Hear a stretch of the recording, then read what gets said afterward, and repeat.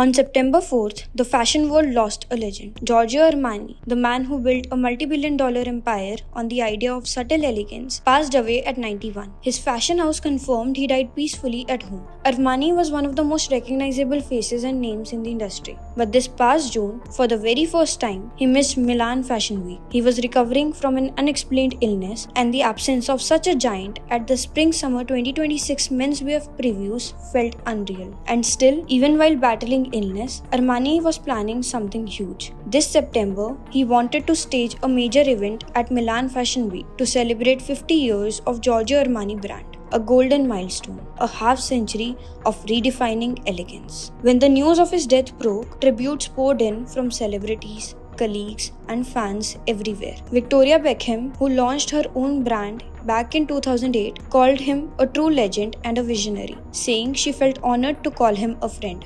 Russell Crowe went all the way back to Cannes in 1997 when LA Confidential premiered. His producer literally handed him a credit card and sent him to the Armani store for a suit. That moment, Russell said, kicked off his lifelong affair with Armani tailoring. And maybe the most surprising tribute came from Donatella Versace. Despite Armani's long-running commercial rivalry with the Versace family, she posted on Instagram, "The world lost a giant today. He created history and will be remembered forever. That's respect." Armani's influence reached far beyond the catwalk. Julia Roberts wore some of her most famous looks thanks to him.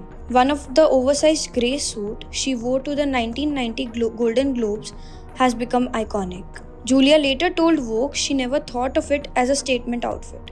She just thought she looked fabulous. And yes, she still owns the suit. But Armani wasn't just about clothes. His empire was worth over $10 billion. We're talking accessories, home furnishing, cosmetics, fragrances, books, flowers, chocolates.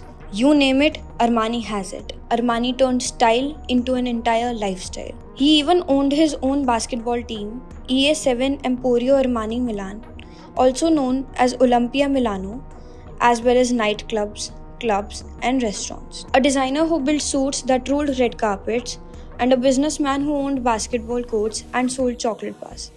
That's range. According to Forbes, Armani was among the top 200 billionaires in the world at the time of his passing. But his true wealth was always his vision. Subtle elegance that changed the way people saw fashion forever.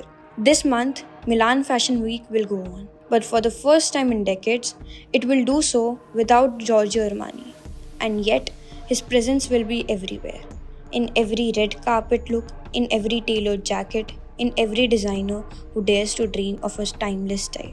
The fashion world has truly lost a legend. But Giorgio Armani's legacy, that will live on forever.